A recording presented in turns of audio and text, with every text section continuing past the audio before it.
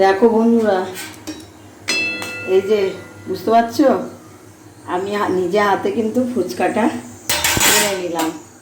এখন আমি মশলাগুলো মাখাবো। তো আমি বসে বসে আজকে কয়েকটা ফুচকা আগে পেট ভরে খাবো। আমি কিন্তু বাইরে খেতে ফুচকা একদম পছন্দ করি না, মানে আগে খেয়েছি, এখন আমি ফুচকা বানানোটা শিখে গেছি।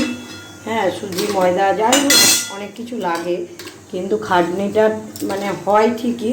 তো এখানে তেলটা থেকে গেল, হালকা তেলে কিন্তু দেখো কি সুন্দর কতটা হয়েছে দেখো। তো এখন আমি মশলাটা করে নেব, ফুচকাগুলো তুলে নিলাম। হ্যাঁ, দেখাচ্ছি তোমাদের। কি গো, কি করছো তোমরা সব? এ দেখো, আজকে সব চুরি করে আমি ফুচকা খাবো। এবার হাতে নিজে হাতে বানালাম, দেখালাম তোমাদের।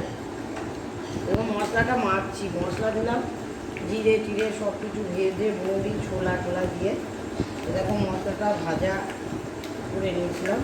এখানে দেখো তেঁতুল জল।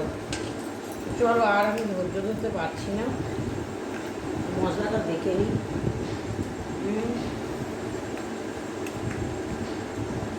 খাবে নাকি একটা? আমি দেখো এতে একটু দেওয়ার ধান্দা করছি, আর ভেঙে পড়ে গেল সব। তো তোমাদের কি বলবো, আমি কিন্তু ফুচকাটা কতগুলো নিয়ে বসেছি, মার খাবো না আমি, বলো তো। ও নাই তো বাইরে গেছে, আর আমি এর ইয়েতে ফুচকা বানিয়ে ফেললাম। আর এ দেখো তেঁতুলওয়ালা জল, 4-5টা আগে খাইয়ে দেখো।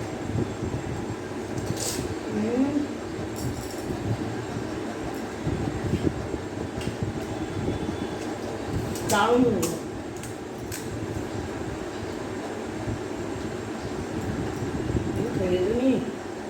বলো,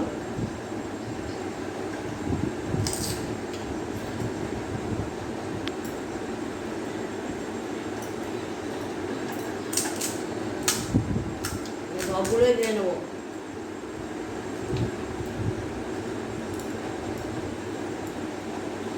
জলটা যা হয়েছে না হেভি।